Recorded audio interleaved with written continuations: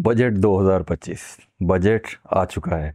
Budget में क्या क्या हुआ है, हर बंदे की ज़ुबान पे ये क्वेश्चन है। हमने आपको बताया था कि हम अनकरीब बजट सीरीज़ करेंगे। इसके अंदर हम आपको पूरी तफसील से बताएंगे कि इनकम टैक्स में, सेल्स टैक्स में क्या क्या तब्दीलियाँ आई हैं, रिलीफ मेजर्स क्या हैं और टाइटनिंग मेजर्स क्या हैं। सबसे पहले एक ओवरव्यू लेते हैं। देखिए, ये बजट जो आया है, पिछले साल का बजट हमने आपको लास्ट ईयर बताया था कि पिछले साल का बजट पिछले को 20-25 सालों में सबसे सख्त बजट था, जिसमें टैक्स रेट बहुत रैपिडली इंक्रीज़ किए गए थे। सैलरीज़ का रेट ले लें, इनकम टैक्स की स्लैब ले लें, एक्सपोर्टर्स ले लें, फाइनल टैक्स रिजीम ले लें, एग्जम्पशन ले लें, ये तमाम चीज़ें पिछले बजट में ख़त्म कर दी गई थी। इस दफ़ा क्या हुआ है?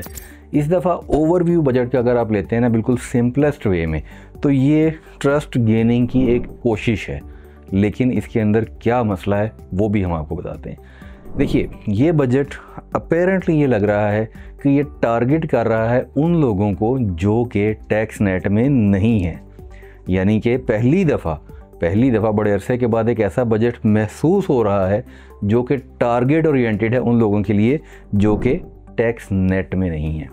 लेकिन बहुत बड़ा क्वेश्चन मार्क ये है कि किस तरीके से, क्या एफबीआर ने, गवर्नमेंट ने कोई ऐसा मैकेनिज़्म भी डिज़ाइन किया है कि उनको टैक्स नेट में लाया जाए। पिछले बहुत से सालों से इनडायरेक्ट वेज के साथ, पेनल्टीज़ के ज़रिए, नॉन फाइलर के टैक्स रेट बढ़ा के, नॉन फाइलर पे पाबंदियाँ लगा के, पिछले साल एक लेट फाइलर की टर्म इंट्रोड्यूस करवा दी। इस तरह से कर के कोशिश कर रही है कि लोग कंप्लायंट टैक्स पेयर बने, लेकिन ऐसा होता नज़र नहीं आया हमें। अब इस दफ़ा क्या करने जा रहे हैं? इस दफ़ा नो डाउट इन्होंने बहुत सारी चीज़ों पे कदगन लगाई है, पाबंदी लगाई है कि ये काम आप नहीं कर सकेंगे अगर आप टैक्स फाइलर नहीं हैं, रिटर्न जमा नहीं करवा रहे। कुछ जगहों पे सेल्स टैक्स रजिस्ट्रेशन की कंडीशन लगा दी गई है कि आप वो काम ही नहीं कर सकेंगे। कुछ जगहों पे आपके एक्सपेंसेस डिसअलाउ करने की बात आई है कि आपका वो एक्सपेंस ही एडमिसिबल नहीं होगा अगर आप किसी ऐसे बंदे से काम करेंगे जो कि टैक्स पेयर नहीं है। ये सारी चीज़ें तो होती नज़र आ रही हैं, टारगेट नज़र आ रहा है, लेकिन इस टारगेट को करने के लिए मैकेनिज़्म क्या है? क्या ये काम एफबीआर खुद करने जा रहा है या एग्जिस्टिंग टैक्स पेयर के ऊपर ये बर्डन डाला जा रहा है और उसको पेनलाइज किया जाएगा कि आपने क्यों नहीं बताया, या आप अपने उन लोगों से, एसोसिएटेड लोगों से जिनको आप सेल्स या परचेज़ कर रहे हैं या जिनसे आप सर्विसेज ले या दे रहे हैं, उनको टैक्स नेट में लेके आएँ। यानी कि ये वही काम होने लगा है जो एक दफ़ा पहले एक्सरसाइज हुई थी जब शनाख्ती कार्ड की कंडीशन लगा दी गई थी कि आपने सेल्स करना है तो अगले का शनाख्ती कार्ड दीजिए। लोगों ने अपनी कैटेगरीज चेंज की, रजिस्ट्रेशनें चेंज की, कोई रिटेलर बन गया, कोई डिस्ट्रीब्यूशन से निकला। मतलब एक ऐसा तूफ़ान आया जिस तूफ़ान ने उस सारे के सारे निज़ाम को धड़ाम से ज़मीन पे गिरा दिया। अब इस दफ़ा ये क्या करने जा रहे हैं? ये दोबारा वही तरीक़ाकार इख्तियार कर रहे हैं। यहाँ पे आप अगर इस बजट को पूरे को गौर से पढ़ें, जो कि फाइनेंस बिल की शक्ल में पास हो चुका है असेंबली से, तो इसके अंदर आपको ये एहसास तो होता है कि ये बजट नॉन टैक्स पेयर्स को टारगेट कर रहा है, लेकिन इसमें आपको कहीं पे कोई मैकेनिज़्म नज़र नहीं आता जहाँ पे आप जाके ये देखें कि ये वाकई नॉन टैक्स पेयर जो हैं उनको टैक्स नेट में लाने के लिए कोई निज़ाम वज़ा कर रहा है। ये क्या कर रहा है? ये एग्जिस्टिंग टैक्स पेयर को प्रेशराइज़ कर रहा है कि आपकी ज़िम्मेदारी है कि आप काम ना करें उन लोगों से। जब वो काम नहीं करेगा तो मार्केट में रजिस्टर्ड करने की ज़िम्मेदारी भाई किसकी है? क्या वो एग्जिस्टिंग टैक्स पेयर की है कि वो आपको ला के पकड़ा के दे के जी ये बंदा इसको रजिस्टर्ड करें, या आपकी ज़िम्मेदारी है कि निज़ाम ऐसा बनाएं, एक मैकेनिज़्म ऐसा बनाएं जिसमें non tax payer tax net में आ जाएं। इसमें सबसे बड़ा मसला कहाँ पे है? हम बारहा ये जिक्र कर चुके हैं, सबसे बड़ा मसला ये है कि एतमाद का फुकदान है। There is no trust between taxpayer, even I would say there is no trust between citizen and FBR or the government. आपस में इनको यकीन नहीं है। लोग आज भी ये समझते हैं कि जिसने टैक्स रिटर्न दे दी, जो टैक्स नेट में आ गया, नोटिस भी उसी को आना है, ऑडिट भी उसी का होना है, बैंक अकाउंट भी उसी का पकड़ा जाना है, सेल परचेज भी उसी की पकड़ी जानी है। सारी मुश्किलात का शिकार वही बंदा होगा जो कि टैक्स नेट में आ गया, और जो टैक्स नेट में नहीं आया उसने नॉन फाइलर का ज़्यादा टैक्स भर दिया और वो आराम से बैठा हुआ है। उसको कोई नोटिस नहीं आ रहा, उसको कोई बैंक स्टेटमेंट उसकी चेक नहीं कर रहा, वो किसी जगह पे एफबीआर के नक़े में नहीं आ रहा।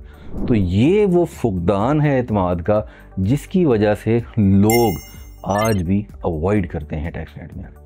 इसकी एक सबसे बड़ी एग्जांपल है, पाकिस्तान में एक रफ़ अंदाजे के मुताबिक 13 मिलियन के करीब NTN बना हुआ है। आप जानते हैं इसमें से टैक्स रिटर्न कितनी फाइल हुई है? तकरीबन 7 मिलियन। अभी आप देखिए कि 6 मिलियन लोग ऐसे हैं जिन्होंने NTN लिया हुआ है और वो रिटर्न फाइल नहीं कर रहे। इसमें अक्सरियत जानते हैं कौन है? इसमें अक्सरियत वो है जिन्होंने वन टाइम एसेट परचेज़ करने के लिए ख़ुद को फाइलर किया और उसके बाद उन्होंने टैक्स रिटर्न नहीं दी, क्योंकि वो ये समझते हैं कि अगर हमने टैक्स रिटर्न दी तो हम ही नरके में आएंगे। अगर आप उनमें से किसी का लॉगिन खोल के देखें, उसको नोटिस भी आए हुए होंगे, उसकी सारी करस्पॉन्डेंस भी हो रही होगी और वो अनडिलीवर्ड अनएड्रेस्ड ऑर्डर्स भी पास शायद उसके ख़िलाफ़ हो चुके हों।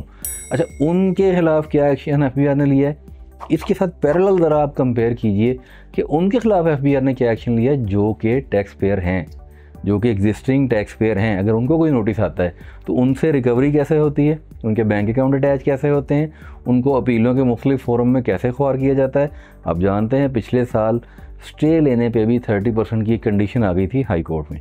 तो उनसे कितनी अमाउंट रिकवर की गई है जो लोग टैक्स नेट में हैं, और जो टैक्स नेट में नहीं हैं, जिनकी मैं से मिसाल दी, जो कि एक आध दफ़ा आए, NTN बनाया, फाइलर का स्टेटस लिया, टैक्स बचाया, अपना एसेट परचेज़ किया और निकल गए टैक्स नेट से, और आज तक उन्होंने टैक्स रिटर्न फाइल नहीं की, उनके साथ क्या सलूक हुआ है। तो आपको सारी सूरत हाल वाज़ेह हो जाएगी कि लोगों का एतमाद का भुगतान क्यों हुआ है।